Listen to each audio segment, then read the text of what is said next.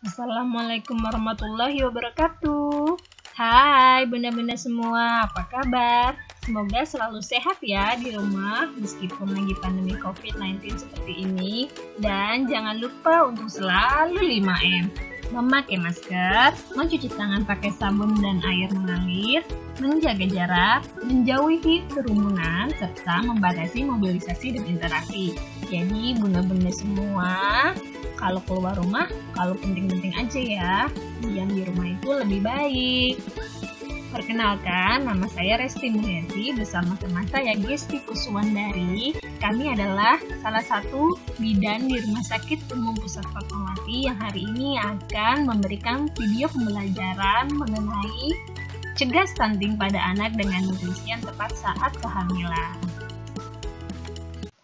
Bunda-bunda semua, hari ini akan mendapatkan materi pembelajaran tentang apa itu stunting, penyebab dan dampak stunting pada anak, cara mencegah stunting, kebutuhan nutrisi ibu hamil di setiap semester, mitos dan fakta tentang makanan dan minuman saat hamil. Pernah nggak sih bunda-bunda semua itu mengalami pengalaman kalau anaknya bunda-bunda semua itu dibandingin sama anak tetangga yang lain? Dibilang anak kita itu kurus, gemuk, pendek, kecil. Pasti kita sebagai orang tua merasa sedih, minder. Tapi tenang bunda, bunda-bunda harus mampu membedakan apakah anak kita itu memang stunting atau memang perawakannya bawaan kita seperti orang tuanya. Apa sih stunting? Stunting atau kerdil adalah kondisi di mana balita memiliki panjang atau tinggi badan yang kurang jika dibandingkan dengan umur. Kondisi ini diukur dengan panjang atau tinggi badan kurang dari -2, standar deviasi median pada standar pertumbuhan WHO. Dapat kita lihat ya dari gambar ini, ada 2 anak kecil yang dengan umurnya sama tapi tingginya berbeda. Ada yang satu tinggi, ada yang satu pendek. Nah, yang pendek inilah yang dinamakan stunting. Bunda, untuk mengukur stunting, kita menggunakan kurva pertumbuhan menurut WHO. Sebenarnya kurva pertumbuhan itu banyak macamnya, tapi yang kita gunakan itu yang menurut panjang badan atau tinggi badan anak dibandingkan dengan usianya. Yang diambil kurva pertumbuhan dari 0 sampai 2 tahun.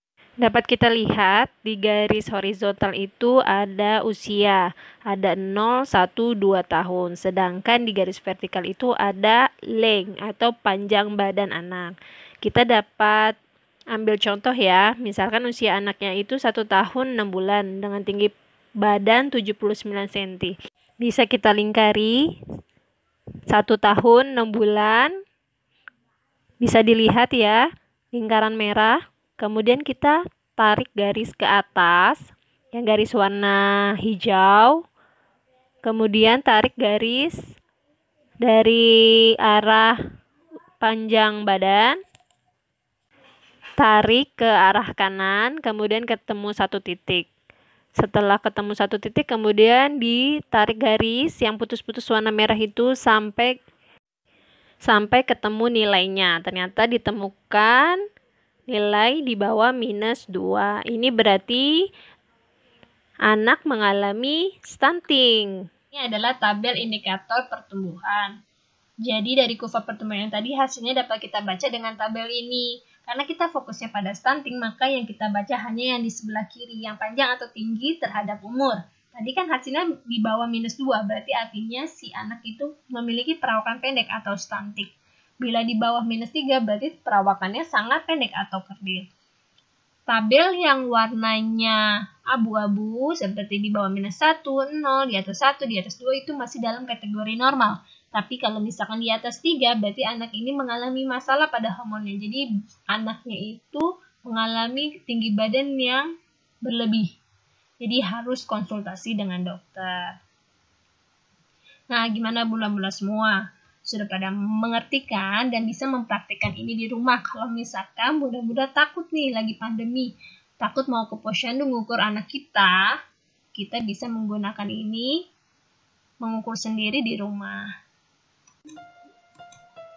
Menurut WHO, stunting merupakan suatu masalah kesehatan masyarakat apabila angka stunting mencapai lebih dari 20%. Merujuk data Riskesdas, prevalensi stunting di Indonesia tahun 2018 mencapai angka 30,8%. Cukup tinggi ya Bunda. Bisa Bunda bayangkan bagaimana kalau anak-anak kita, generasi penerus bangsa mengalami stunting, maka pertumbuhan ekonomi kita akan merosot tajam.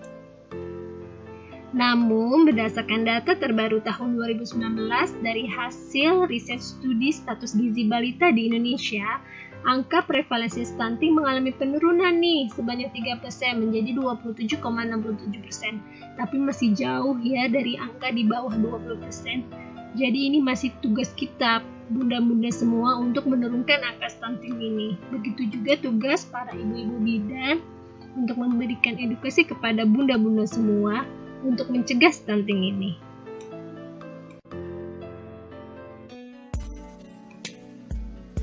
Bagaimana sih stunting itu bisa terjadi pada anak?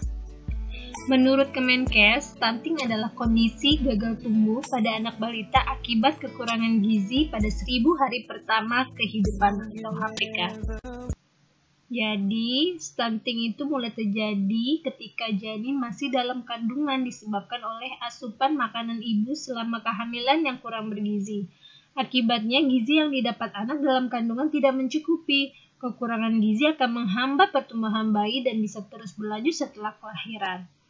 Jadi, 1000 hari pertama itu dihitung bukan dari bayi lahir ya Bunda, tetapi dimulai sejak dari embrio. Jadi dari 270 masa kehamilan yang dilanjutkan sampai 730 sampai anak berusia 2 tahun. Dapat kita lihat bagan masalah gizi terjadi dimulai dari akar masalahnya yaitu krisis ekonomi dan politik. Sehingga menjadi penyebab utamanya yaitu sulit mencari pekerjaan. Berdampak masyarakat tidak memiliki penghasilan, akhirnya terjadilah kemiskinan. Dan anak-anak pun tidak bisa bersekolah. Sedangkan penyebab tidak langsungnya yaitu ketersediaan pangan di tingkat rumah tangga. Untuk bertahan hidup, mereka makan apa yang tersedia tanpa memikirkan zat gizi dalam makanan yang mereka konsumsi. Dapat kita ambil contoh, makan mie instan dengan nasi. Zat gizi yang dikandung keduanya itu hanya karbohidrat, tidak ada protein dan vitamin-vitamin yang dibutuhkan oleh tubuh. Karena kurangnya pendidikan dan kemiskinan menjadi perubahan juga pola asuh orang tua kepada anaknya. Saat anak-anaknya sakit, mereka tidak memiliki uang untuk berobat, sehingga menjadi penyebab langsungnya yaitu konsumsi zat gizi dan infeksi penyakit menjadi masalah gizi. Dampak pada anak yang mengalami stunting dibagi menjadi 2, yaitu jangka panjang dan jangka pendek. Jangka pendek yaitu meningkatnya kejadian kesakitan dan kematian, meningkatkan biaya kesehatan, perkembangan kognitif, motorik, dan verbal anak jadi tidak optimal. Sedangkan dapat jangka panjang yaitu postur pendek saat dewasa, resiko obesitas dan penyakit lain meningkat, kesehatan reproduksi menurun, kapasitas belajar kurang optimal saat masa sekolah, produktivitas dan kapasitas kerja pun jadi tidak optimal. Bagaimana sih cara mencegah stunting? Cara mencegah stunting. Yang pertama, makan makanan gizi seimbang saat hamil. Kemudian, ASI saja selama 6 bulan pertama. Lanjutkan MPASI dan ASI hanya sampai 2 tahun. Tinggal di lingkungan yang bersih dengan jamban yang sehat.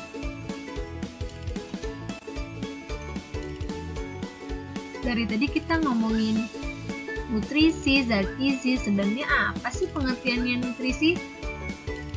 Nutrisi adalah zat gizi yang terdapat pada makanan dan dibutuhkan oleh tubuh. Nutrisi banyak dibutuhkan oleh banyak organisme untuk bisa tumbuh dan berkembang dengan baik sehingga organisme tersebut bisa menjalankan tugasnya dengan baik. Dari 4 cara pencegahan stunting, kali ini saya akan menjelaskan fokus pada nutrisi ibu hamil. Ada 7 zat gizi yang dibutuhkan saat hamil, yaitu protein, karbohidrat, lemak, vitamin, mineral, zat besi, dan air.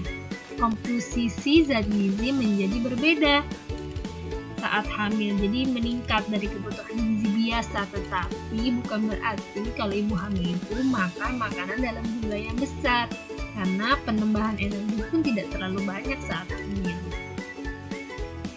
Pastikan kualitas makanan yang tepat saat hamil. Dalam setiap makan harus ada sumber karbohidrat seperti nasi atau mie atau roti atau kentang. Jumlahnya tergantung berat dan tinggi badan seseorang atau sekitar 100-200 mg untuk orang Indonesia.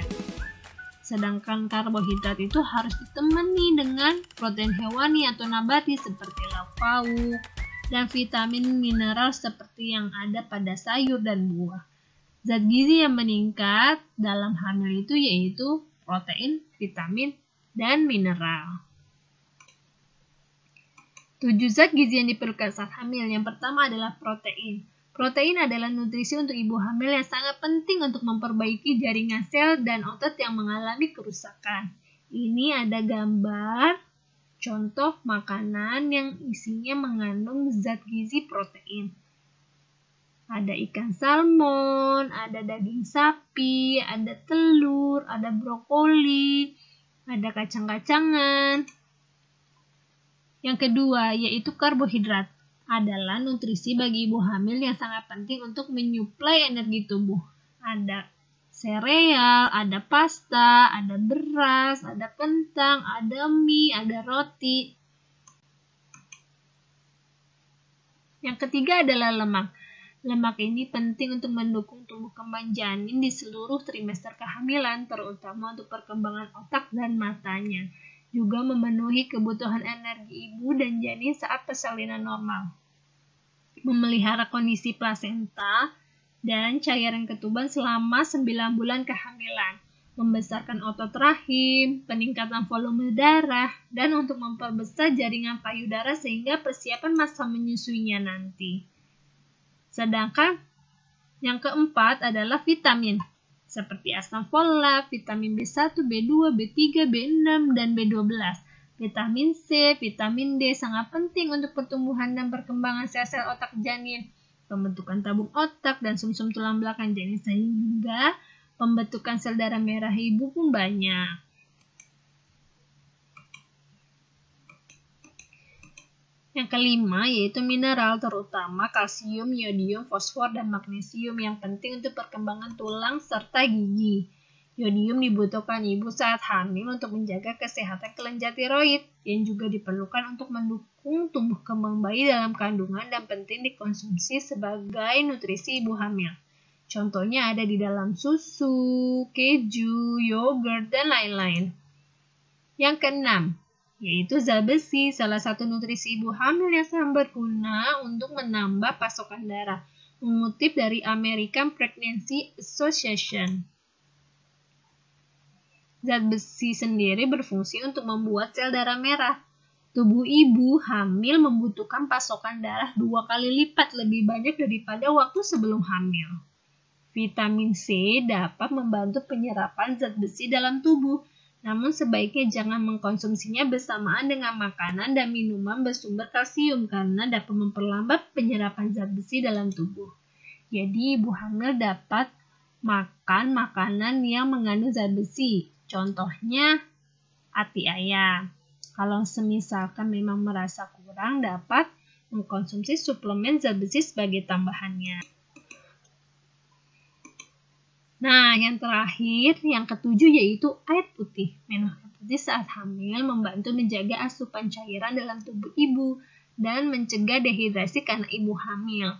Volume darah ibu meningkat hingga 30% dan volume plasma sebesar 40%. Peningkatan volume darah ini berfungsi menjaga plasenta dan organ maternal lainnya untuk bisa bekerja dengan sempurna. Nah, Bunda, dapat kita lihat ya bersama-sama kebutuhan nutrisi ibu hamil di setiap semester kehamilan. Di trimester pertama, kebutuhannya 2180 kalori per hari. Jadi peningkatannya hanya 180 kalori saja. Sedangkan di trimester kedua dan ketiga lebih banyak, yaitu 2.300 kalori per hari.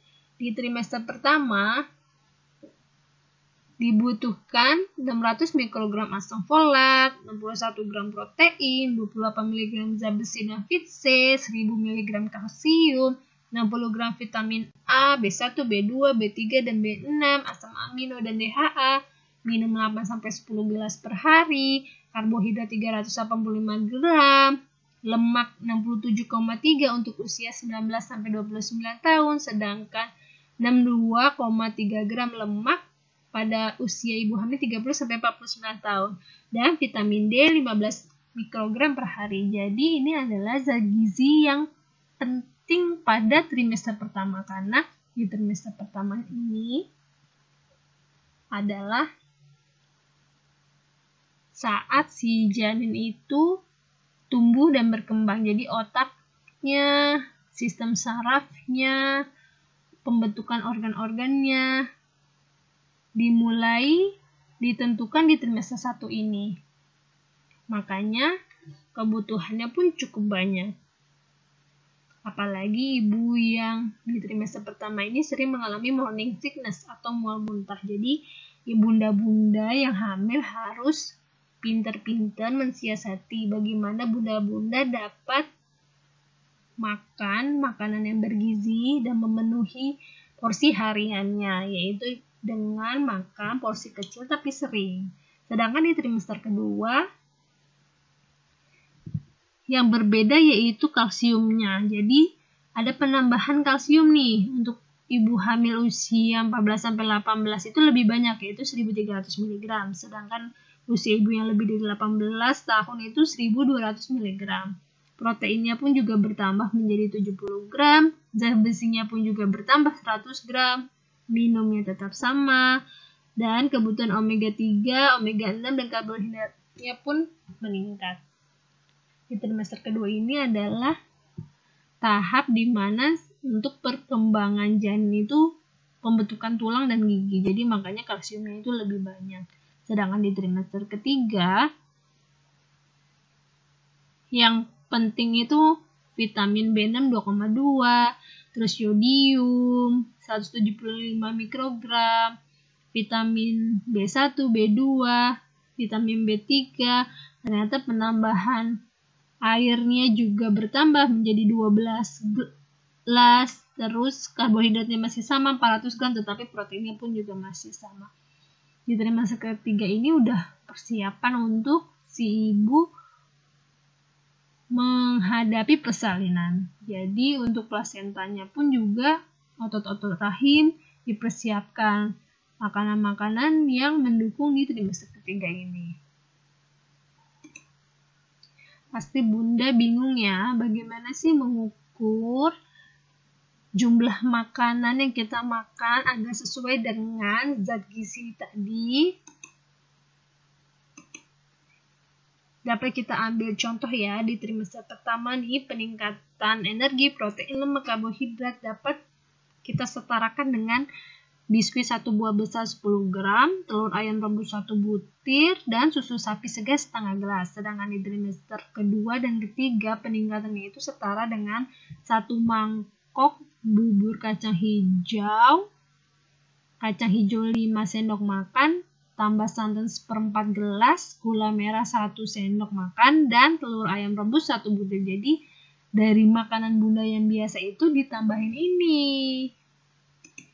Sedangkan porsi dalam satu makan itu dapat kita lihat gambar ya, satu piring ini ada lauk pauk, buah-buahan itu seimbang ya, sayuran sama makanan pokoknya pun lebih banyak.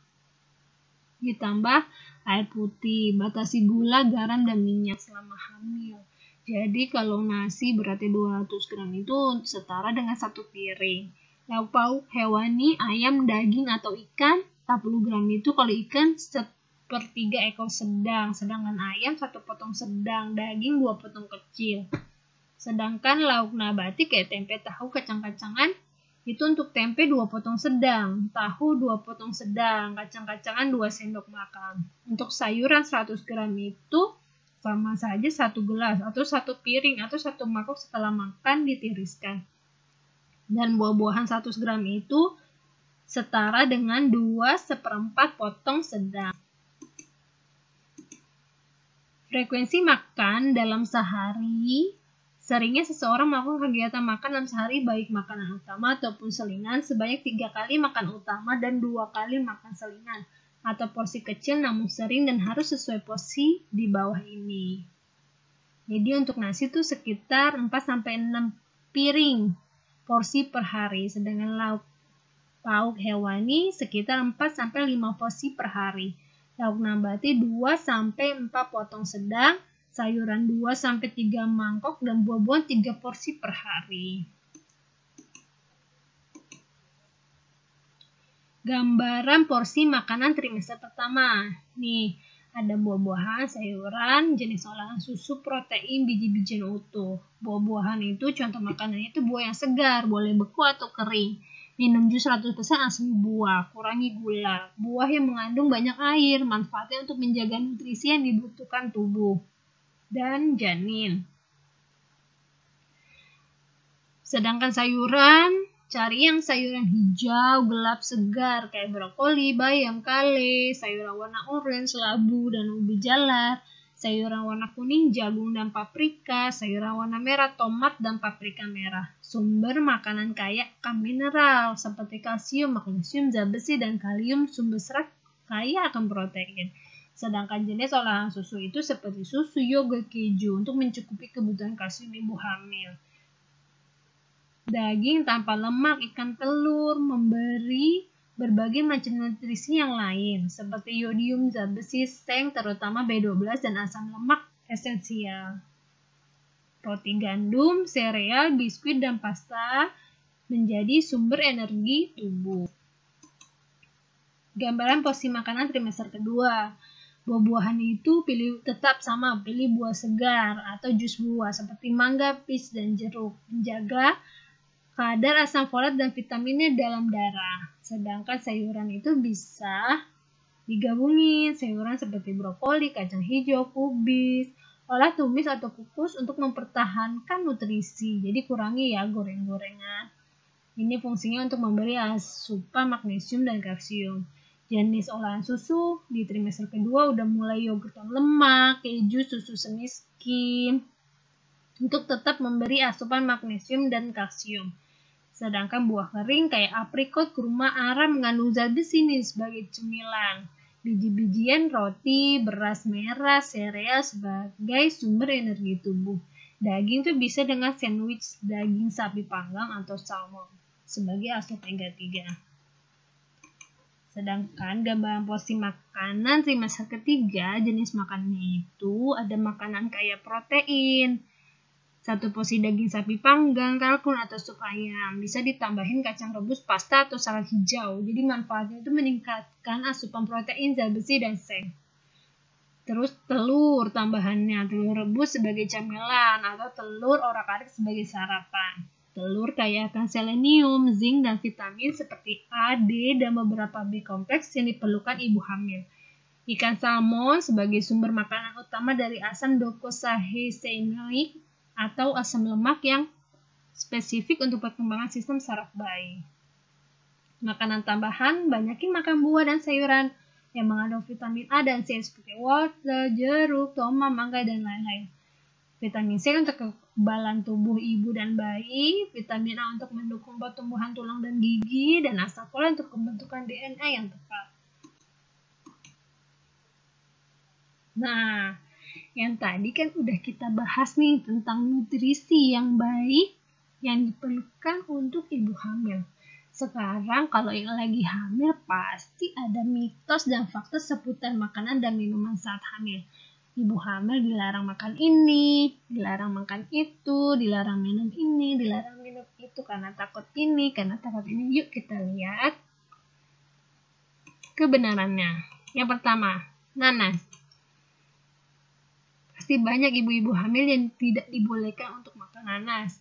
Memang sih nanas itu mengandung zat bromelain yang dapat melunakkan mulut lahir. Tapi kalau misalkan makannya itu langsung 8 buah nanas sekaligus. Jadi kalau misalkan bunda-bunda boleh makan nanas saat hamil, tapi carinya yang matang dan tetap tidak boleh terlalu berlebihan. Yang kedua, durian. Pasti nggak boleh makan durian nih lagi hamil, katanya nanti badannya bisa panas, bayinya bisa panas. Boleh makan durian, tetapi tidak terlalu matang ya, dan terlalu banyak karena durian yang terlalu matang sudah terfermentasi atau ada alkohol yang tidak baik untuk janin. Jangan terlalu banyak juga karena tinggi karbo dan gula yang bisa bikin ibu dan bayinya terlalu gemuk. Tape juga mengandung alkohol yang bisa langsung terhantar ke janin melalui plasenta. Lebih baik sih dihindari, tapi kalau misalkan ibunya pengen banget ya, bolehlah makan tapi sedikit aja dan cari yang manis. Air es. Pasti banyak nih yang bilang kalau ibu hamil yang minum air es itu nanti janinnya bisa besar, padahal air es itu sangat aman bagi ibu hamil.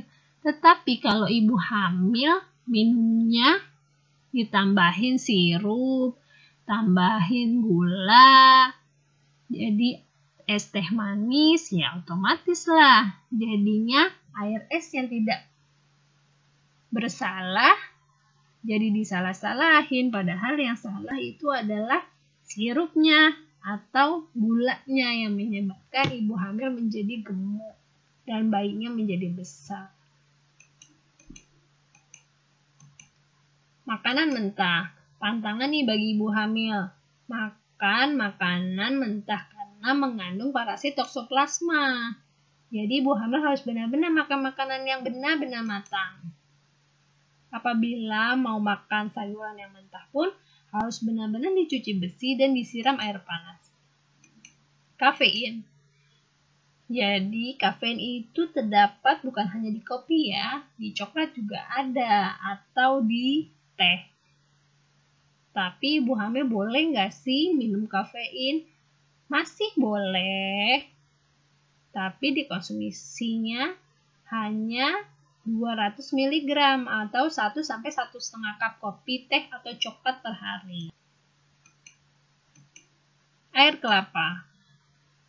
Katanya nih kalau minum air kelapa anak kita menjadi bersih, jadi putih, padahal mah tidak ada hubungannya. Tapi sebenarnya air kelapa itu memang bagus karena mengandung elektrolit yang baik untuk ibu hamil. Sedangkan minyak kelapa mitosnya itu kalau minum minyak kelapa, persalinannya jadi lancar, jadi mudah padahal tidak ada hubungannya. Program pencegahan stunting. Perlu dukungan dari keluarga dan masyarakat. Pemerintah perlu merevitalisasi posyandu atau klinik tumbuh kembang sebagai sarana pendidikan gizi dan tumbuh kembang balita. Melatih para petugas kesehatan dan kader agar mampu mendidik masyarakat. Memberi tablet tambah darah untuk ibu hamil serta vitamin A dan obat cacing untuk balita. Memfasilitasi masyarakat agar setiap keluarga memiliki dan menggunakan jamban sehat, serta mendidik masyarakat agar dapat mengolah dan menyimpan air minum yang aman. Semua program ini adalah investasi yang sangat menguntungkan. Jika angka stunting bisa dapat diturunkan, maka pertumbuhan ekonomi pun bisa ditingkatkan. Siapapun Anda harus mulai berperan aktif dalam mencegah stunting. Ayo, pastikan anak-anak kita tumbuh tinggi dan berprestasi tinggi. Terima kasih atas perhatiannya bunda-bunda semua di rumah. Semoga video pembelajaran kali ini bermanfaat bagi bunda-bunda semua dan dapat dipraktikkan langsung saat bunda-bunda hamil. Sampai jumpa lagi. Wassalamualaikum warahmatullahi wabarakatuh.